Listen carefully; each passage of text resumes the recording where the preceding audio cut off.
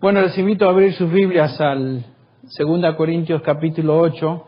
Hoy retomamos el estudio sobre el modelo bíblico para ofrendar que comenzamos ya hace unas semanas.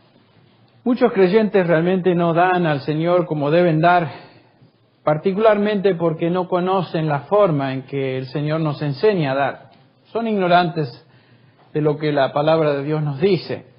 Y francamente, cada vez que abrimos la palabra de Dios, debemos considerar esto como un tremendo privilegio para nosotros, los creyentes, de ver lo que Él nos enseña, lo que Él nos dice.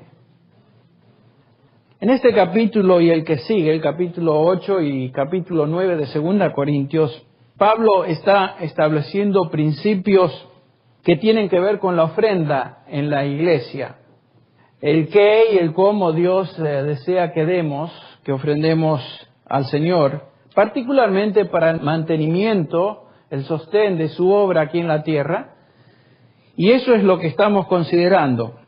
Pablo, si ustedes recuerdan, comenzó este estudio trayendo a la atención de los corintios el ejemplo de las iglesias en Macedonia, los hermanos de Macedonia que él les llama en el capítulo 8, asimismo, hermanos, os hacemos saber la gracia de Dios que se ha dado a las iglesias de Macedonia, y se refiere a la ofrenda que estos hermanos estaban dando para los pobres en Jerusalén. Particularmente dijimos que había 3 iglesias que conocemos, cristianas en Macedonia, que estaban contribuyendo a esa necesidad: la iglesia en Filipos, la iglesia en Tesalónica y la iglesia de Berea. Y francamente estos creyentes habían aprendido a dar en el Espíritu la forma, en la manera que Dios desea que todo creyente dé. Y por eso se convierten en el ejemplo nuevo testamentario de cómo una iglesia debe ofrendar a Dios. Es muy importante entonces lo que tenemos enfrente nuestro. Estos hermanos aprendieron a dar generosamente y supieron o entendían que la inversión que ellos ponían o la ofrenda que ellos daban a Dios a través de lo que el Señor les daba era realmente una inversión eterna. Ninguno de nosotros nos vamos a llevar al cielo lo que tenemos en esta tierra. Y una de las mejores formas de invertir en la obra de Dios es invertir en aquello que tiene valor eterno. Ustedes recuerdan el famoso misionero Jim Elliot, que falleció, entregó su vida allá en el Ecuador, fue muerto, fue asesinado por los indígenas Aucas, si ustedes recuerdan la historia, ya por los años 50. Una de sus frases notables es la siguiente, y lo cito: no es ningún necio el que da lo que no puede guardar para ganar lo que no puede perder. Interesante, ¿no? Lo repito, no es ningún necio el que da lo que no puede guardar para ganar lo que no puede perder. Él perdió su vida en el servicio del Señor, pero invirtió su vida en valores eternos. Y ese es el punto. Lo que damos para la obra de Dios tiene valor eterno. Y por eso es importante darlo en el Espíritu y en la manera que Dios nos enseña a dar. Los macedonios, entonces, como ya dije, se constituyen como el ejemplo de una iglesia cristiana o iglesias cristianas para el resto de la historia del cristianismo. En primer lugar, vimos que su ofrenda fue generosa. Es la característica de creyentes devotos. Ustedes recuerdan que estos creyentes primero se habían dado ¿a quién antes de dar ofrendas? El versículo 5, la característica de un creyente devoto es lo que Pablo nos dice en el versículo 5, y no como lo esperábamos, sino que a sí mismos se dieron antes ¿a quién? Al Señor y luego a nosotros. Obviamente la ofrenda cristiana tiene que ser un reflejo, un resultado de una entrega primero a Dios. Es importante que la gente que escucha el mensaje que estamos, o los mensajes, la serie que estamos estudiando y no conocen al Señor Jesús, no estamos tratando de promover, levantar fondos para la construcción de edificios o levantar fondos para hacernos ricos. Simplemente estamos enseñando lo que Dios enseña en su palabra acerca de lo que es y significa dar. Y siempre la Biblia nos enseña que el dar a Dios es el resultado de una entrega primera a Dios. Así que si usted no conoce a Dios, no tiene valor la ofrenda a Dios. ¿Me explico? Los creyentes somos los únicos, aquellos que nos hemos entregado a Cristo Jesús, somos los únicos que realmente podemos dar en el Espíritu y en la manera que Dios pide que demos. Porque primero, eso demanda una entrega a Dios. Bueno, entonces vemos que estos creyentes de Macedonia se dieron primero a Dios. Fue el resultado de Dios obrando en sus corazones lo que los motivó a dar. Lo cual nos lleva a la otra característica de la ofrenda que ya vimos. La ofrenda de estos macedonios fue iniciada por la gracia de Dios en sus vidas. Nos dice el versículo 1 que la gracia de Dios ha sido dada a las iglesias de Macedonia. En otras palabras, no fue el resultado de un impulso humano, filantropía humana que simplemente da porque se siente con deseos de dar, sino que el ímpetu, lo que estaba detrás de esa ofrenda era la gracia de Dios trabajando en el corazón de aquellos que eran hijos de Dios. Entonces fue impulsada por la gracia de Dios. Vimos también que esta ofrenda de los macedonios trascendió las circunstancias difíciles en las cuales ellos se encontraban. Nos dice el versículo 2, pues en medio de una gran aflicción o una gran tribulación dieron. O sea, no era porque estaban cómodos, porque todo estaba bien, porque les iba fenómeno, sino que dieron en medio de un momento difícil, en un momento de crisis. Y qué interesante que esa crisis, esa aflicción, ese peso, no afectó la ofrenda, ni afectó la forma en que daban. Eso es muy importante. También vimos que la ofrenda se caracterizó por ser una ofrenda dada con alegría. Nos dice el versículo 2 también que abundó en gozo. La forma en que dieron, la dieron con alegría. No la dieron de mala gana, la dieron felices de la vida, de poder dar al Señor. En cuarto lugar, vimos que esta ofrenda no fue estorbada por la pobreza de ellos. Sabemos que eran muy pobres y la ofrenda no fue afectada por esa pobreza, sino al contrario, a pesar de su pobreza, dieron generosamente. Y por último, vimos que la ofrenda fue liberal. En otras palabras, nos dice el versículo 2 que no solamente abundaron en riqueza, sino que sobreabundaron. Dieron con una extrema generosidad. Ahora, cuando llegamos al versículo 3, que va a ser la base de nuestra meditación en esta mañana, notamos que hay 3 características más de una ofrenda cristiana. La número 6, vamos a llamarle la característica de esta ofrenda de los macedonios es que fue proporcional. El versículo 3 nos dice, porque testifico, dice Pablo, que según sus posibilidades o según sus fuerzas dieron al Señor. En otras palabras, no fue una ofrenda uniforme. No hubo una cantidad, un porcentaje fijo que se estableció para todos los creyentes, para cada uno, sino que, dice Pablo, cada uno dio conforme a su capacidad, conforme a sus fuerzas. Y cada persona es diferente. Cada creyente tiene diferente habilidad y posibilidades de dar. No se espera que todos los creyentes den lo mismo. El principio es idéntico al que Pablo enseña en 1 Corintios 16:2, que obviamente repetimos muchas veces cada primer día de semana, cada uno dé como propuso en su corazón. Otra vez la misma idea. Si damos, lo damos de acuerdo a nuestras posibilidades. Dios no espera que nos pongamos en deudas para dar. O sea, sacar dinero del banco, ponerlo en la tarjeta de crédito y dar eso al Señor. No, Dios no espera que hagamos eso. Dios espera que demos al Señor de acuerdo a lo que podemos, de acuerdo a lo que tenemos.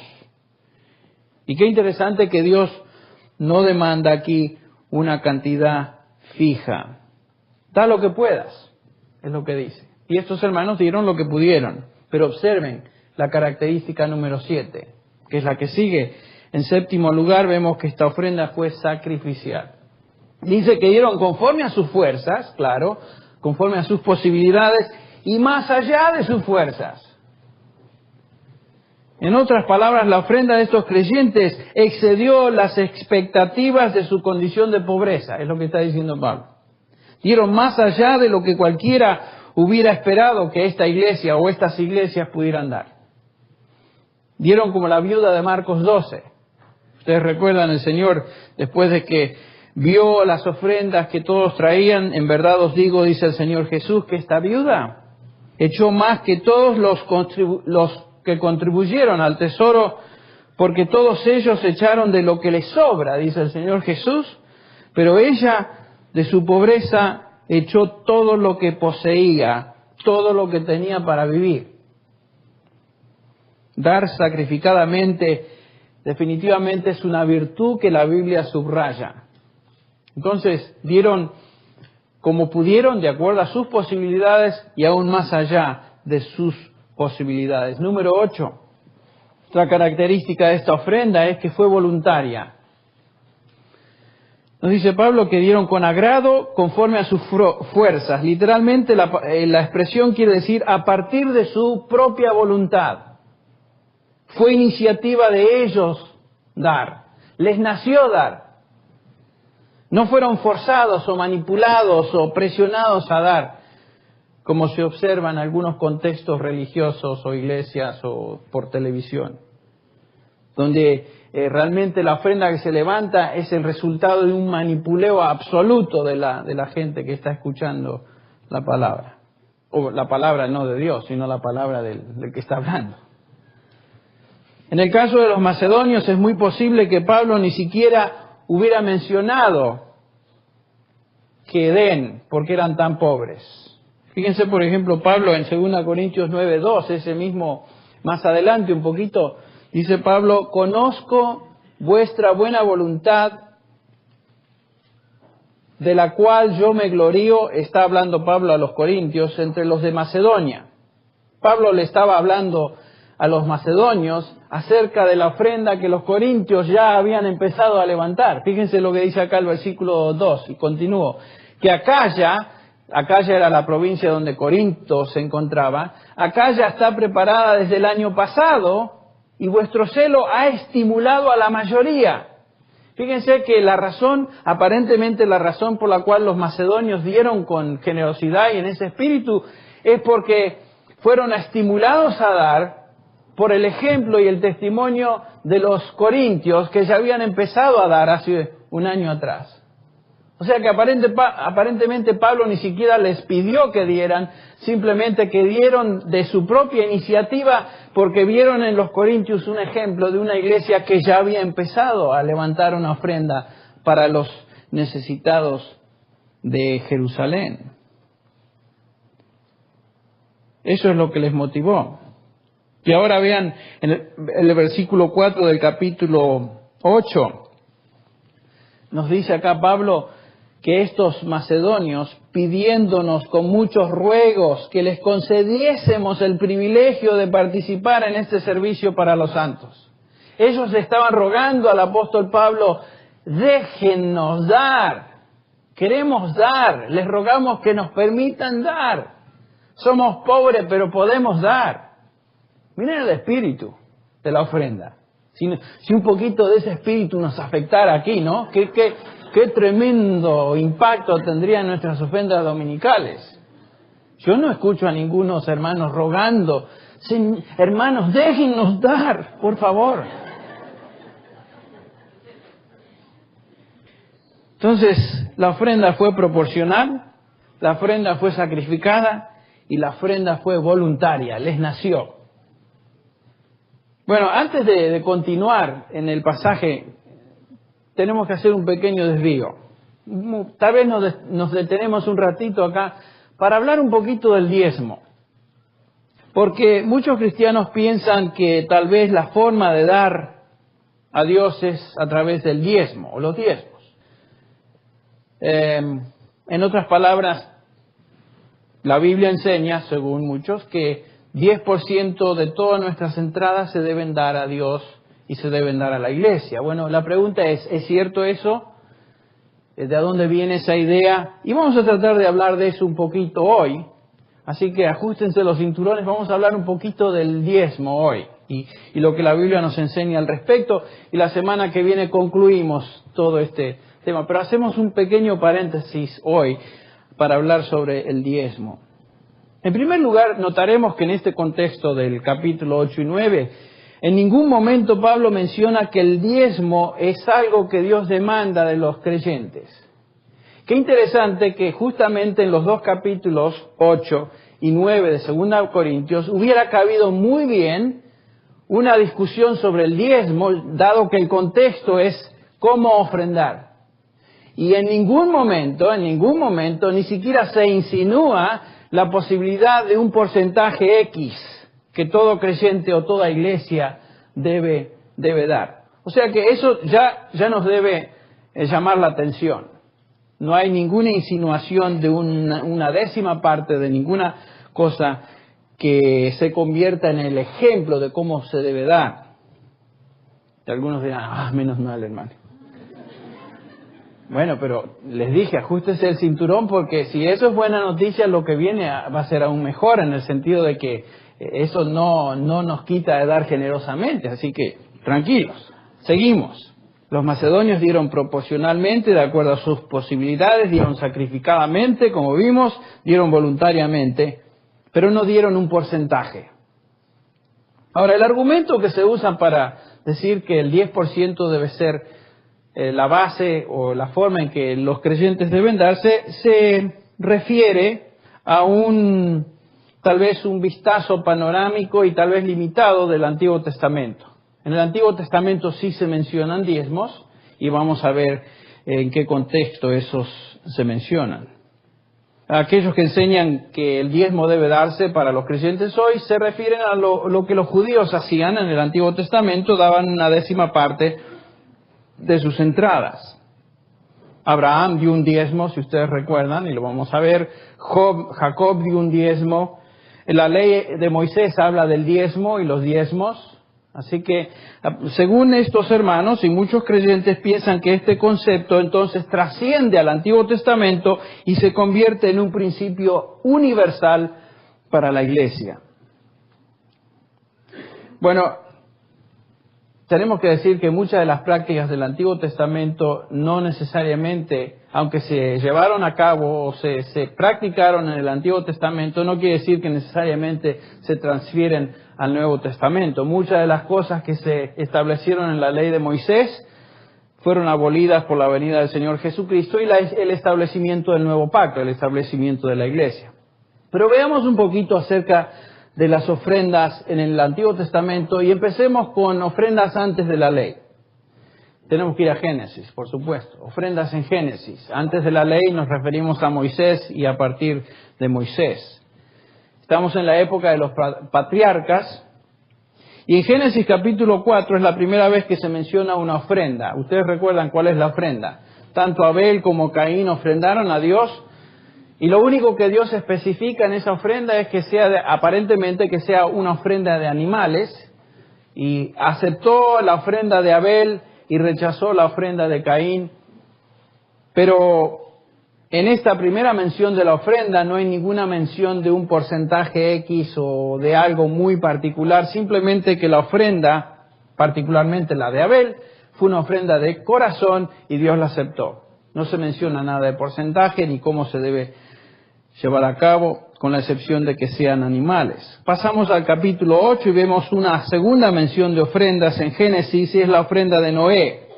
Al final del diluvio, ustedes recuerdan que Noé en el capítulo 20, el capítulo 8, versículo 20, dice que edificó Noé un altar a Jehová y tomó de todo animal limpio y de toda ave limpia y ofreció holocaustos en el altar. Una ofrenda a Dios. Y otra vez, no mandó Dios esta ofrenda, sino que fue el resultado voluntario, fue de Noé, fue espontánea, fue de corazón, fue como resultado de gratitud a Dios por haber sido salvo con su familia. Llegamos al capítulo 12 de Génesis y tenemos a Abraham, aquel que sería el gran líder de la nación de Israel, el padre de Israel. En el versículo 7 del capítulo 12 leemos: y Jehová se apareció a Abraham y le dijo: a tu descendencia daré esta tierra. Entonces él, refiriéndose a Abraham, edificó allí un altar al Señor, o a Jehová, que se le había aparecido. Y ahí otra vez Adán ofrece otra ofrenda, en este caso otro animal. Capítulo 13, otra vez tenemos que decir que esa ofrenda no fue pedida por Dios, sino que espontáneamente Abraham lo hizo así. En el capítulo 13 tenemos una vez más que Abraham edifica otro altar y otra vez ofrenda al Señor. Ahora, capítulo 14, por primera vez tenemos la mención de diezmo. Y ya que estamos hablando de diezmo, veamos entonces a qué se refiere. Dice acá que Abraham regresó después de derrotar a unos reyes paganos, del versículo 17, y a su encuentro le salió un personaje muy interesante. ¿Recuerdan su nombre? Melquisedec. Nos dice el versículo 18 que Melquisedec era rey de Salem, lo que hoy es Jerusalén. Sacó pan y vino, y él era el sacerdote del Dios Altísimo. Nos describe acá Melquisedec como el representante, el sacerdote de Jehová, el sacerdote del Dios Altísimo. Ante eso, Melquisedec bendice a Abraham y dice: bendito sea Abraham del Dios Altísimo, creador del cielo y de la tierra, y bendito sea el Dios Altísimo que entregó a tus enemigos en tu mano. Y dice acá el versículo 20 que Abraham dio el diezmo de todo. Entregó una ofrenda al sacerdote del Dios Altísimo, Melquisedec, y esa ofrenda, nos dice ahí el pasaje, fue el diezmo de todo. Obviamente, ¿a qué se refiere este diezmo de todo? Si vamos a Hebreos 7, versículo 1, nos dice que este Melquisedec, rey de Salem, sacerdote del Dios Altísimo, el cual encontró a Abraham, nos dice el versículo 2, quien a Abraham le entregó el diezmo de todos los despojos. O sea, el diezmo que entregó a Abraham fue el diezmo del botín que había obtenido después de derrotar a estos reyes paganos. No nos dice acá el pasaje que dio el diezmo a Abraham de todo lo que él poseía, sino que simplemente dio el diezmo de lo que había quitado o sacado de estos reyes. Y lo entregó. Pregunta, ¿pidió Dios ese diezmo? ¿Fue ese diezmo algo obligatorio? No. Simplemente fue una expresión de agradecimiento, de gratitud al Dios Altísimo por haberle librado y por haberle concedido esa tremenda victoria. Entonces, esta primera mención del diezmo, por ejemplo, no es algo obligatorio en la Escritura. La única otra referencia a un diezmo en Génesis la encontramos en el capítulo 28. En este caso, el que ofrece el diezmo es Jacob. Jacob. Y si vamos al capítulo 28, el versículo 20 y 21 y 22, nos dice acá que Jacob hizo un voto diciendo: si Dios está conmigo y me guarda en este camino en que voy, y me da alimento para comer y ropa para vestir, y vuelvo sano y salvo a la casa de mi padre, entonces Jehová será mi Dios. Y esta piedra que he puesto por señal será casa de Dios, y de todo lo que me des, te daré el diezmo. Dios no le pidió el diezmo. No podemos usar esta ofrenda de Jacob como un ejemplo del espíritu en el cual podemos ofrendar, porque si notamos el tono de lo que Jacob está diciendo, es casi un soborno. Mira, Dios, yo te voy a dar el diezmo si me cuidas, si me guardas, si me provees todo lo que necesito en este camino que voy, entonces sí te doy el diezmo. Ese no es el espíritu de ofrenda que se debe exaltar. En ese momento, ustedes recuerdan, Jacob estaba pasando por un momento en su peregrinaje espiritual, por un momento bajo. Hasta cierto punto la motivación de su ofrenda fue egoísta. Dame y te doy.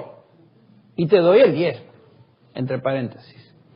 Ninguna mención de que Dios mandó este diezmo, sino que simplemente fue una ofrenda espontánea aquí de Jacob. Bueno, hasta este punto lo que vemos son ofrendas voluntarias en Génesis. ¿Qué acerca de ofrendas obligatorias? Bueno, si le pudiéramos llamar ofrenda obligatoria, la única ofrenda obligatoria que notamos en Génesis, por ejemplo, se encuentra en el capítulo 41. José, ustedes recuerdan, fue vendido por sus hermanos, terminó en Egipto como el segundo al faraón, primer ministro de Egipto, y lo único que notamos acá es que Dios establece algo para la preservación del pueblo y para el mantenimiento de la nación de Egipto bajo un momento de crisis. En el capítulo 41, versículo 34, Jehová dice: haga esto faraón, nombre intendentes sobre el país y exija 1/5 de la producción de la tierra de Egipto en los 7 años de abundancia. ¿Se acuerdan que había José interpretado un sueño de Faraón? Que iba a haber 7 años de abundancia y 7 años de escasez. Entonces Dios dice, durante los 7 años de abundancia se reserve 1/5 de la producción de la tierra en Egipto para que sea mantenida la nación egipcia durante los momentos difíciles o de crisis. Interesante, un 20% de las entradas tenía que ser preservada para el gobierno de la nación. Esa es la única ofrenda obligatoria que notamos o que vemos si le pudiéramos llamar ofrenda, porque fue un impuesto, fue algo que Dios demandó. Pero pasemos ahora después de la ley, Moisés. La ley establece un diezmo obligatorio, y en primer lugar notamos que la ley de Moisés, establece un diezmo obligatorio que también se llamaba el diezmo levita. Por ejemplo, en Levítico 27:30, algunas de estas cosas yo las voy a leer, si las quieren estudiar más tarde lo pueden hacer, pero en Levítico 27:30 dice así: así pues, todo el diezmo de la tierra, de la semilla de la tierra, del fruto del árbol es del Señor, es cosa consagrada al Señor. Esta ofrenda, se los voy a resumir, era la ofrenda que se levantaba para el mantenimiento de la tribu sacerdotal, la tribu de los levitas. Recuerden lo siguiente, la nación de Israel, antes de tener un rey, Saúl, se caracterizaba por ser una teocracia. El que gobernaba esa nación, ¿quién era? Dios. Teos, Dios, cracia, gobierno. Entonces, la nación de Israel era una teocracia gobernada por Dios, y aquellos que gobernaban en la tierra en nombre de Dios, ¿quiénes eran? Los levitas, los sacerdotes. Eran los regentes o los vicepresidentes, aquellos que representaban a Dios en el gobierno de la nación. Entonces, los judíos levantaban una ofrenda anual para contribuir al gobierno de la nación representado en manos de los levitas. Y por eso esta ofrenda se llamaba levita. Ese es el primer diezmo que daban los judíos. Pero había otro diezmo. En el capítulo 12 de Deuteronomio había un diezmo que se recaudaba cada año, y no vamos a leerlo todo, pero el capítulo 12, versículo 11, por ejemplo, dice: sucederá que al lugar en que el Señor vuestro Dios escoja para morada de su nombre, allí traeréis todo lo que yo os mando, vuestros holocaustos, vuestros sacrificios, vuestros diezmos, ahí está la mención, y la ofrenda alzada de vuestra mano y todo lo más selecto de vuestras ofrendas que habéis prometido al Señor. El versículo, saltamos al 18, dice que de estas ofrendas, de estos productos que se traían, el pueblo dice: no comerás en la presencia del Señor tu Dios, en el lugar que el Señor tu Dios escoja, tú, tu hija, tu hijo, tu siervo, tu sierva, y el levita que vive dentro de tus puertas. Y te alegrarás en la presencia del Señor tu Dios de toda la obra de tus manos. ¿De qué está hablando este pasaje? Tenemos brevemente que explicarlo. Dios establece un diezmo, además del primer diezmo a los levitas, para las festividades de la nación judía. Los judíos tenían que levantar una ofrenda, un diezmo que se entregaba para celebrar una vez al año la unidad de la nación judía y recordar que pertenecían a Dios. Era otro diezmo. 10% de sus entradas, de sus productos, iba para la celebración anual de las fiestas judías. Entonces daban un diezmo para los levitas, un diezmo para las fiestas. Ese era todo. Había otro diezmo. El diezmo que cada 3 años daban obligatoriamente, y era una especie de seguro social. Una especie de seguro social. Este es el tercer diezmo obligatorio. Nos dice, por ejemplo, en Deuteronomio 14:28, a fin de cada tercer año, o sea, no era cada año, sino cada tercer año, sacarás todo el diezmo de tus productos de aquel año y lo depositarás en tus ciudades. Y vendrá el levita, que no tiene parte ni herencia contigo, ni el forastero, el huérfano y la viuda que habitan en tus ciudades, y comerán y se saciarán para que Jehová tu Dios te bendiga en toda la obra que tu mano haga. Cada tercer año los judíos entonces daban otro 10% para ayudar a aquellos que estaban en condición pobre en la nación, para los necesitados.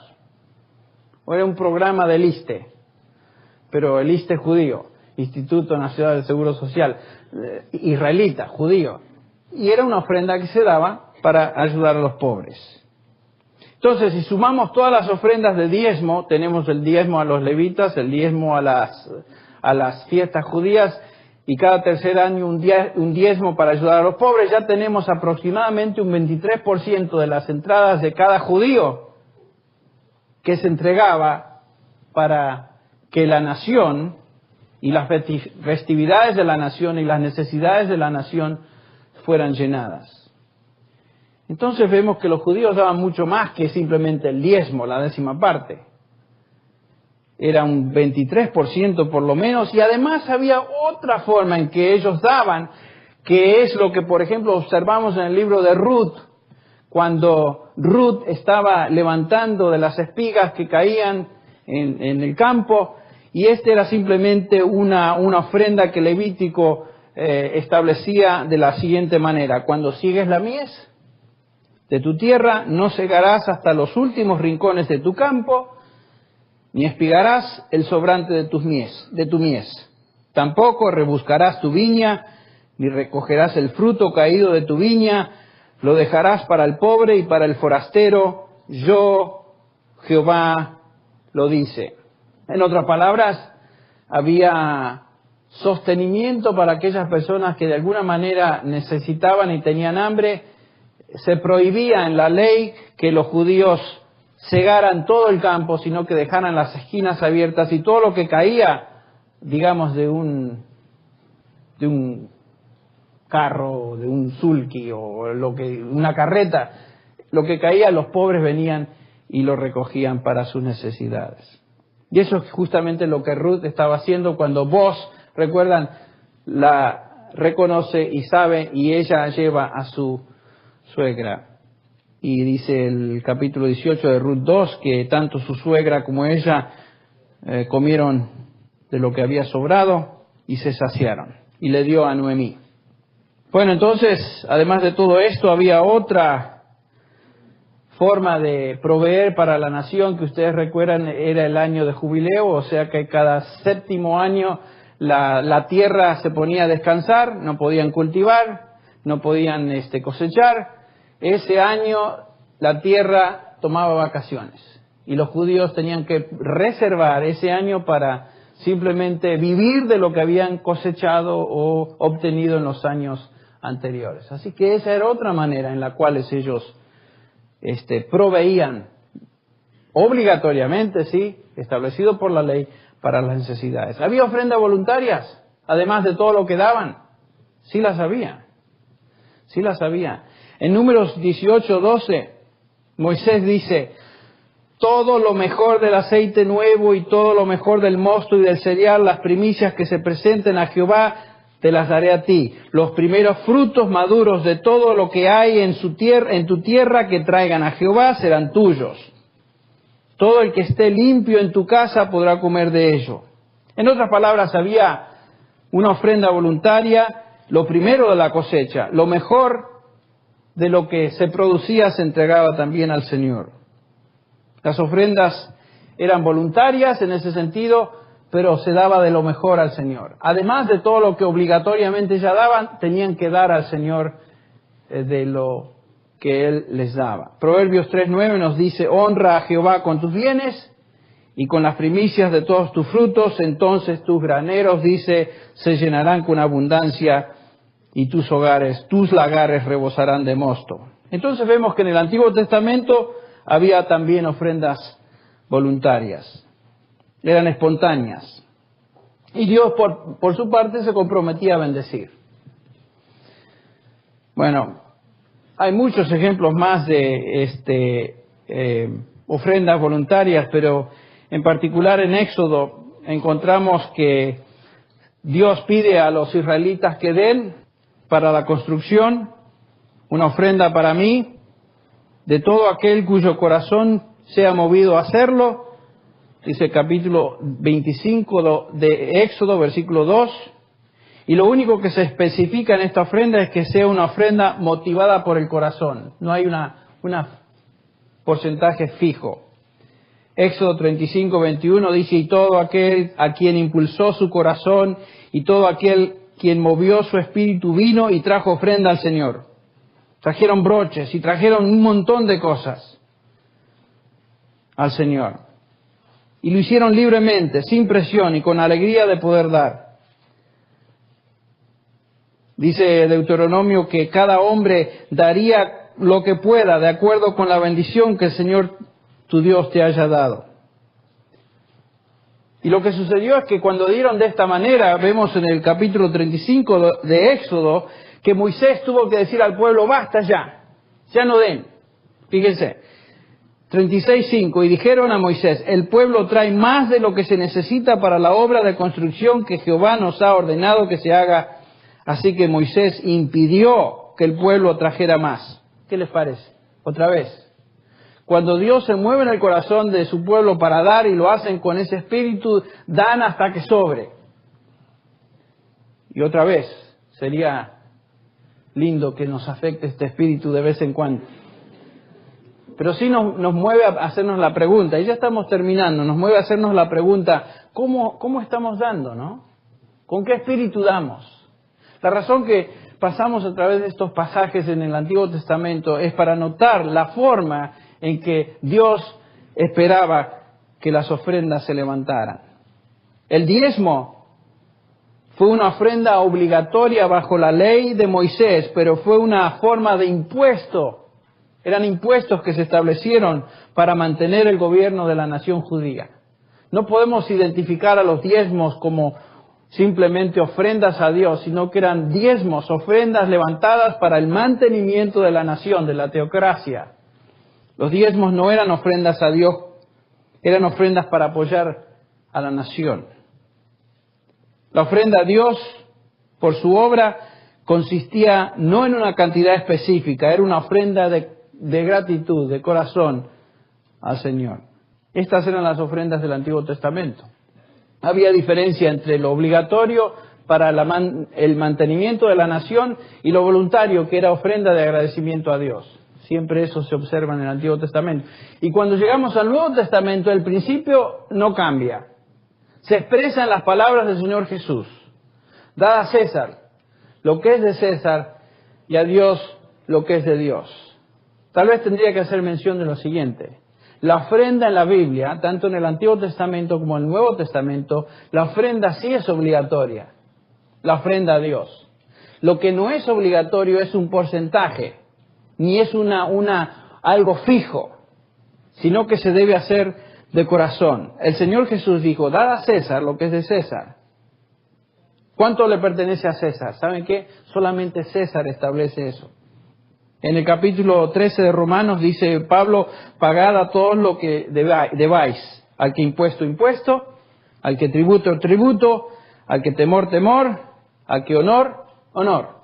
En otras palabras, ¿saben qué? Cuando llega el momento de pagar los taxes en abril al gobierno de los Estados Unidos, aunque nos duele, el Señor Jesús dice, dad a Uncle Sam lo que le pertenece a Uncle Sam.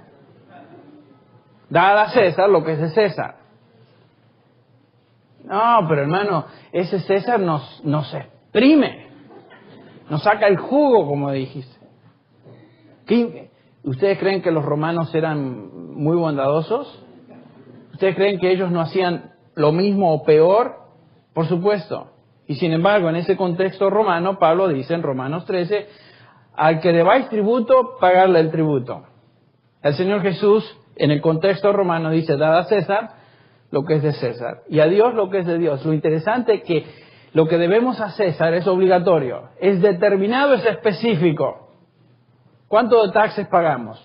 Es una locura lo que pagamos, pero es determinado y eso lo damos, sin preguntas. Pero a Dios, ¿cuánto damos? ¿Nos especifica Dios algo específico? No, lo interesante es que lo que damos a Dios, lo damos de corazón, lo hacemos bondadosamente, lo hacemos con generosidad, lo hacemos con alegría, lo hacemos proporcionalmente y en algunos casos más allá de nuestra capacidad, de nuestras fuerzas, pero Dios nunca establece un porcentaje específico que debe ser dado a Él. Simplemente nos dice, al gobierno, denle lo que le pertenece al gobierno. ¿Saben por qué? Porque el gobierno fue establecido por Dios, así como la familia fue establecida por Dios. Lo que el gobierno pide, déselo. Lo que Dios pide, déselo también. Pero déselo no porque Dios requiere un porcentaje específico, déselo de corazón. Déselo con alegría.